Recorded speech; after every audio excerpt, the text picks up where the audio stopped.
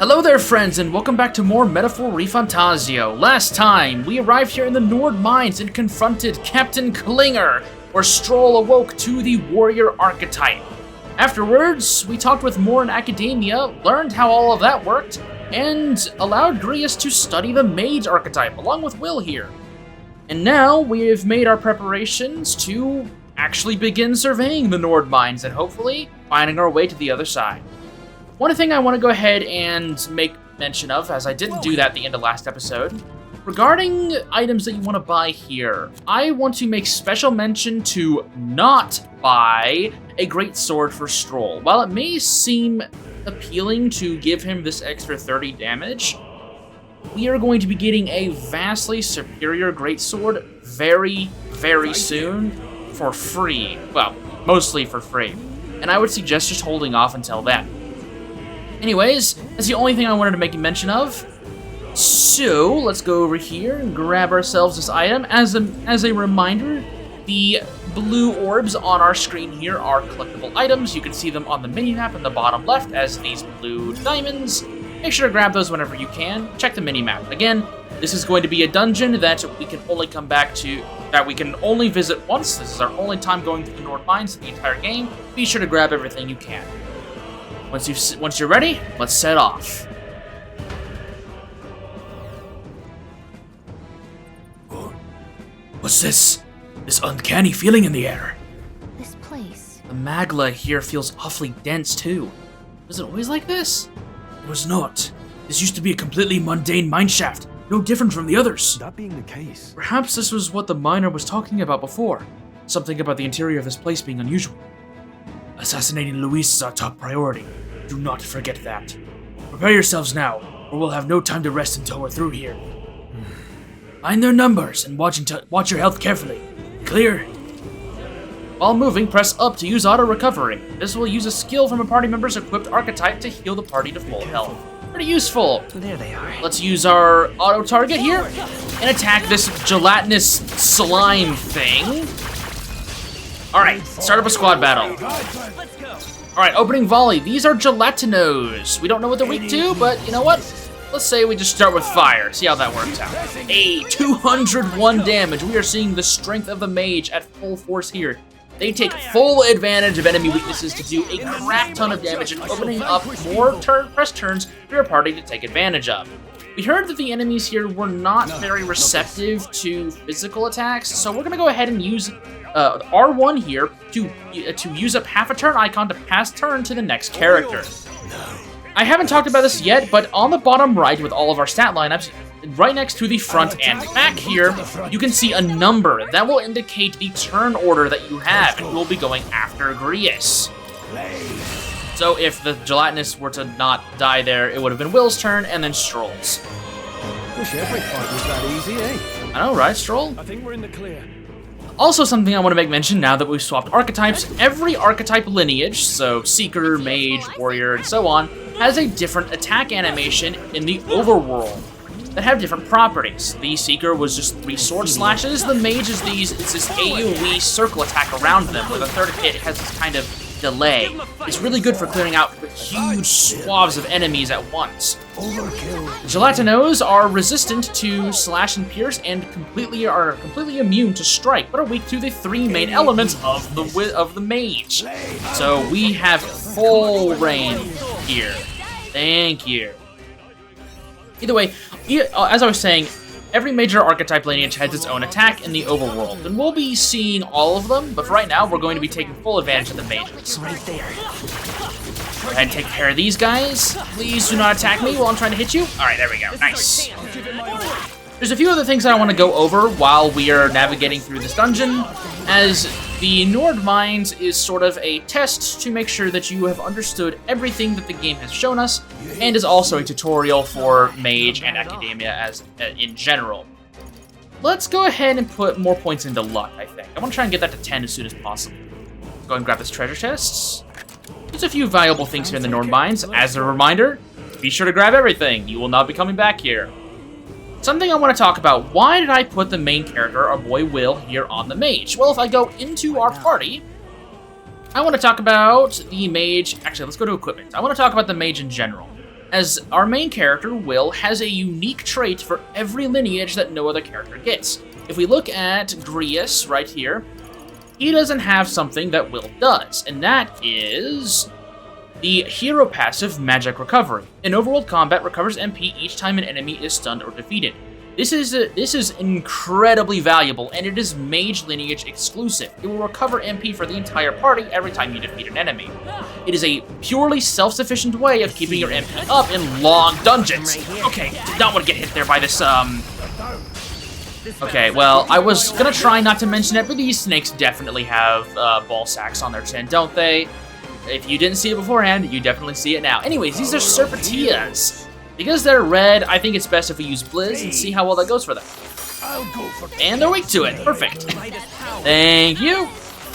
And thankfully, we have 2 mages.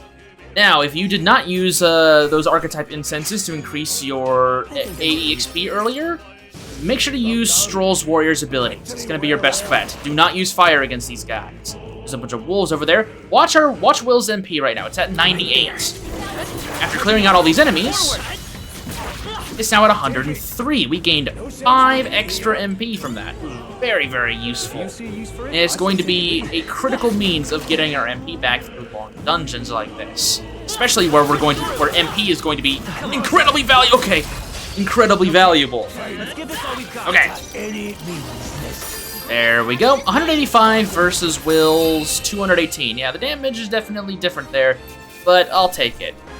I could technically put Stroll on Mage, but, I mean, you know, the Warrior is his archetype lineage. It would feel wrong to put him on anything else right now. Okay, that Serpentia has seen me. I kind of want to get it out in the open here. Wait for it to attack, and then go in for the 10. There we go. If I can avoid it, I really want to try and break them. There we go. I think if I were to initiate a squad battle, I feel like I'd go first anyways, but just as a precaution, we're going to go ahead and take them down. Also, yeah, my MP right now is at 97 at the end of this fight. We were at 98 earlier, and we've done 2 full extra fights. Yeah, the mage recovery is very valuable, especially in the early game where you don't have a lot of MP, and MP in general is pretty cheap. Like, Bot and Blizz are all 4 MP to cast. Another thing I want to talk about real fast, if we go into the party menu, we can see our party. Very, very cool artwork here. We can go ahead and look at the details, where we can see them doing a little T-pose. We can see our base stats and how much our gear is affecting our stat lineup right now. Pretty useful information. Even Gallica has one. But the main thing I want to show here is by pushing L1 or R1, we can set our formation in the menu here. I would suggest setting your mages to the back row. They will start in the back row rather than you having to set that up during combat yourself. You can see that the Gelatinos right there are now too weak for... Oh! I was too busy talking about the Gelatinos. Yep, alright. Well, we're in the fight now. Okay, there's Feral Bite. Not too bad. Damage is not great, but we'll be okay. If you're attacked in a dungeon, you'll be forced into a squad battle that begins at the enemy's turn. If it's dangerous, yes, you can definitely lose fights in a single turn. Alright, Blizz. Thankfully, again, fights don't last too long, and as soon as we get our turns open, we'll be just fine. Let's catch up, right? Alright, level 6 for Stroll, obtaining a point in strength and endurance. Nice. There we go. Back to 96 MP, thank you very much. And 2 more wolves, sets us back to 98. See? Like, we're doing just fine. We're going to just heal our party a little bit. It costs 8 MP to heal us all, we're good. Also, there's so many tracks in this game that I wish I had the time to showcase to you, but these videos run super long, and I'm on a very tight schedule, so we'll have to hold off on listening to these tracks. Not good. This was all for naught if our way's blocked. I don't like this. That's not at all either. I'm sensing Magla, and the feeling's only getting stronger. It's disturbing, like back at the fort. Don't tell me. Same as the fort. Surely you don't mean... Fear is a luxury we can't afford right now, lad. Gallica's words are cause for concern, but for now, we need to keep moving. Luke. Look closely, lad. There's a gap between those collapsed rocks. We should be able to squeeze through, if we go one at a time. Can't believe the mine caved in on us. We need to be more cautious. There's so many pieces of dialogue up there in the top left that I will definitely not be able to read in time. I highly suggest you try to read them if you can, if you're watching along. And if you're not, my apologies. gives you a reason to go play the game for yourself. I'm sure by the time I'm releasing these videos, Metaphor's probably on sale. If not, it will be on sale. Anyways, the Gelatinos are weak to fire. I think we should take them out first, since Stroll can actually deal damage to the snakes. I was gonna say the ball sack snakes, but they're called Serpentillas, so let's go ahead and do that. This one's a bit weaker. Diagonal Slash! Ooh, and he does not want to be shown up by his mage peers. Gets a crit of his own. Nice. Getting so many unscathed triumphs. Try to get as many of those as you can. Oh, there we go. We got level 3 on Warrior, or learning Heat Up, which is a passive that increases physical skill attacks by 10%. Attack increases further if archetypes of the same lineage are present. Essentially, that means that if archetypes, like if you had multiple of the Warrior lineage or multiple of the Mage lineage, you would get more damage buffs from the Heat Up passive. Pretty useful, and is a good example that you might not always want to diversify your archetype lineups for your party. Sometimes you might just want to roll up with 4 warriors or 4 mages. It might just be the plan you need and just win with overwhelming force. There's more of those Homo Tentas. Let's go ahead and clear out those cavities right there. Get ourselves Iron Gauntlets. I actually do want to check out the items I've gotten so far. Those Iron Gauntlets should be pretty useful on Stroll, so let's give that to him. We don't have any good accessories. I guess there was one earlier. Let's give him this military cuirass. I think that's pretty good. Let's give Will? No, let's give Grius the, let's give him the minor boots. Agility and endurance +1 is pretty valuable. He's not gonna need that extra strength. And I want to keep the extra magic on Will right now. He's gonna be our main magic damage dealer. Alright, double check the map. We've got everything, let's move forward.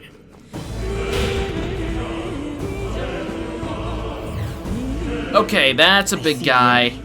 Has he seen me? I don't think so, he's moving backwards. Let's wait for him to dig up again and dash at him. Look how much of a distance I closed with the lock-on feature. It is so good. Also, we did 274 there with the opening attack. That means this guy is very tanky, as your opening attacks are based off of max HP that you do in the overworld. Sure, we'll go with a Diagonal Slash. 114 damage is pretty good, especially since we haven't upgraded his weapon yet. We should be able to take him down with just a few attacks. Oh, he's recovered from stun. Let's not waste any more MP. Let's just go for a regular attack. That was way weaker than I thought it would be. Okay, well, it's fine. Finish him off, no problem. Probably should have just done the Diagonal Slash, but, you know, c'est la vie. I don't think that's the proper term to use in that situation, but you know what? I'm gonna roll with it. I only know the English language, and, oh boy, I'm sure I'm gonna be butchering a lot of languages, and hell, I'm probably gonna be butchering various English accents throughout this game, and you know what? I don't feel bad about it at all. It's gonna be fun trying to, try out these various accents. But it's going to hurt both your ears and mine. Oh, there's these crosses here. Checking out the items that you're getting on the side of the screen there on the left as you defeat enemies is pretty valuable, as you'll find some pretty good stuff as you traverse through the dungeon and fight enemies. The Gelatinos, the giant slimes that we've been fighting, have a chance of dropping an item called a Corrosive Acid, which is going to be something pretty valuable that I want a good amount of. So, and I haven't been paying attention to whether or not they've been dropping, but hopefully they have. Oh, more Homo Tentas. There we go. Speaking of, maybe we can find a Corrosive Acid here? Oh, hello. Oh, did not mean to push the map there. Wait for him to attack me. Wait for the little flash. There it is. All right, dash it. Okay, that's a bug. That's a big worm. No. Try to keep them all in my peripherals so I know when they're attacking me. While you do hear audio cues, I still get paranoid. Unfortunately, we don't have access to our wind. We don't have access to Psych right now to deal with the Necross, but we do have Small here. Give him something to fight. Let's take down... There we go. And then let's pass turn to Stroll and deal a Diagonal Slash there. Nice. Again, despite this game being turn-based, combat goes pretty fast. There we go, level 12 with we got 12 magic. We're on level 8. Let's boost our strength. I want to try and keep my stats fairly even for right now. Actually, let's do strength. I want to keep our stats fairly even for right now. Oh, this guy is now a little closer to our lone level. I want to try and keep my stats fairly close to each other for right now, except for magic. But trust me, we will be leaning into one of those stats a little bit more later on. Let's go. Let's go to Blizz. Oh, he's already recovered from stun. That's great. Okay, 118 is not bad. Cast Blizz again. Cast Blizz again. And there we go. Nice. If you can at least get these guys with Unscathed Triumph, I think that'll probably give you the most bang for your buck. Agility and Luck, +1 for Stroll, pretty useful. Right there. I do want to check to see if I've gotten any more of these corrosive acids real fast. You can see them right down here. I don't think I have, actually, which is a little scary, since I really want some corrosive acids for an encounter coming up, but if I can't get it, that's fine. Hello, testicle snakes. Okay. They don't like being called that. I'm sure it's a very touchy subject in the family tree. Let's go ahead and just take these guys out with, Rius. Leave the mobs to my boy Stroll. And let's go ahead and pass the turn here. Let's try to save our caster's MP for whenever we really, really need it. Getting a lot of extra stuff here. That mag is going to come in handy when we need to awaken more archetypes. And grab ourselves another piece of loot. What did we find? Guard's Talisman. Talisman that slightly augments toughness. Endurance +3. Again, endurance increases your survivability. However, the amount of endurance you need before you really see a major boost in your defenses is a lot. So it's not exactly my favorite stat to prioritize in the game, but again, if you're trying to avoid encounters and you're finding yourself fairly weak and dying often, it might not be a bad stat to boost. Hey, see that room over there? The Magla feels less dense there compared to the rest of the place.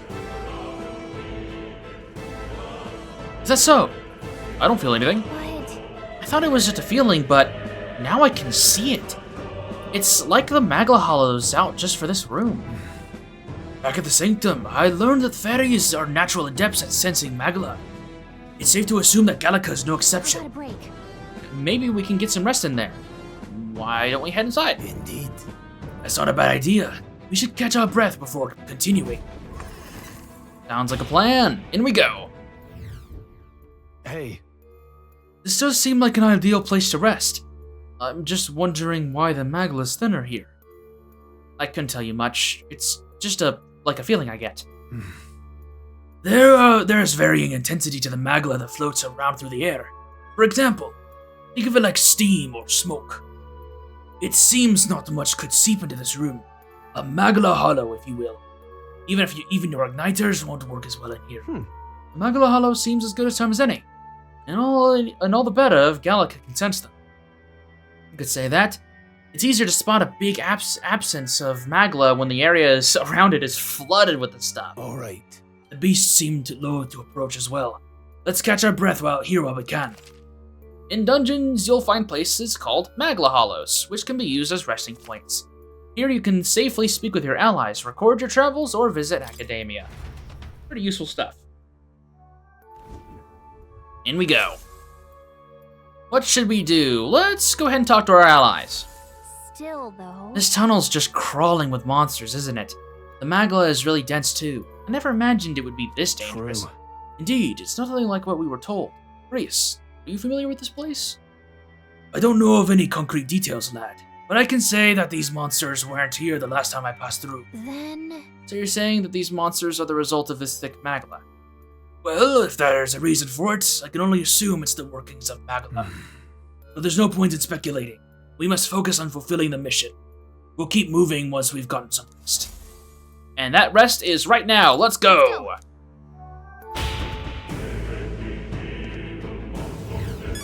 Ooh, alright, we got updates to our memorandum. Again, check to make sure. And once you enter and exit Magla Hollows, enemies will respawn. So if you want to go and grind a bit, for whatever reason, I guess you can. If you haven't got any corrosive acids, which it probably seems like I haven't, might not be a bad idea to do that. I am just going to keep moving forward. I'll be making it very clear whenever I go out of my way to fight enemies that you otherwise probably wouldn't. What's going on here? There are monsters everywhere. And doesn't the air feel off? How is it that you're here? Have you been following us? Well, I considered returning to Grand Trad. I reckoned passing through here would be a shortcut, and it felt safe considering you lot took this way as well. It seems right foolish in hindsight. There's something bad up ahead, mark my words. I think I'll head back. Do note that the enemies did just respawn. So, Godspeed. But if you're continuing on this way, I take it. If there's anything you need, I'll be here a bit before I set off. Okay, this is Galango again. He has the same repertoire of items as he did earlier. Again, if you did not buy the ice chunks, you should probably have enough money by now in order to get them. Please, for your sanity, grab them. They're going to be very valuable, and I'm going to take a lot of use out of them. Much obliged. Safe journeys. However, that is the only thing I would highly recommend you get. Everything else is just kind of optional. But once you've saved up and prepared, let's go into the definitely not Dark Souls door boss room. Wait. Something feels really wrong further in. It might be what I was sensing. Unfortunately, we've got no choice but to press on, regardless of what lies ahead. I'm going to open it. Are you ready? Let's do this! Good to hear. Let's go. Very musty in here. Oh, hello. I can see the glow of a strange crystal, and an even stranger monster in front of it. What is that? I've never seen anything like it.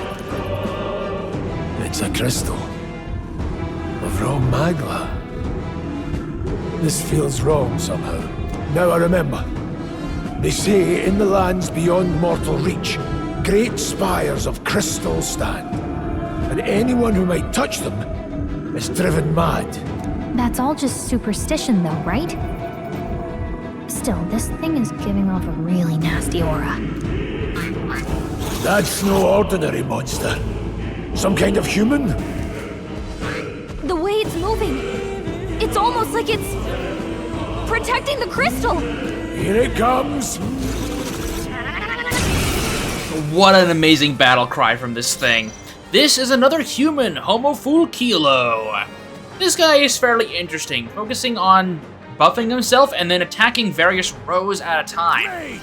However, he has one fatal weakness, and that is Blizz, ice damage. So, Homofulkilo, this is where we're going to be taking advantage of our good old ice chunks. Since Stroll's not a mage, we can use the ice chunk to give us more press turns, which will again allow us to deal more ice damage. Now, because we can't get any more extra press turns out of Stroll, we're going to go ahead and just use Diagonal Slash. And then, we do Blizz. Already almost halfway dead. There's Hyper. Homofulkilo is concentrating, and then the front row is being targeted here. So, we can see right below Homofulkilo's name, we can see a big, glowing blue symbol over the staff there. That means that its next magical attack is going to be amplified by a pretty large amount. And since it's targeting the front row, we need to make sure everyone is in the back before its next turn. But for right now, we're just gonna keep throwing stuff at it.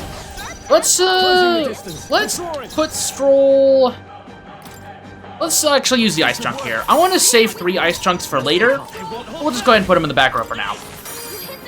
Go ahead and attack for a bit. And while Stroll may not be able to do a lot of damage in the back row, we want to keep him here, so we'll just throw a Diagonal Slash for old time's sake anyways. Use Blizz, and Homofulkilo is already almost dead. Bonfire of the Vanities. And since no one's in the front row, everyone dodges it, removing Homofulkilo's turn. And then we can just use Blizz to constantly spam weakness damage. Let's put Stroll up in the front. Hit 136 damage, nice. And with that, Homofulkilo falls. This is one of the few boss battles in the game that can have an incredibly easy Unscathed Triumph bonus on it. Be sure to grab it. It is super, super good. Level 9, 8, and 9. Let's go ahead and boost our... Let's boost our luck again. Oop, I actually do want to use my points here. There we go. Nice. That was magic and endurance for Stroll, and endurance and luck for Grius. What is this crystal? By my guess, the monsters were drawn to its aura. They shouldn't leave something so sinister just lying around.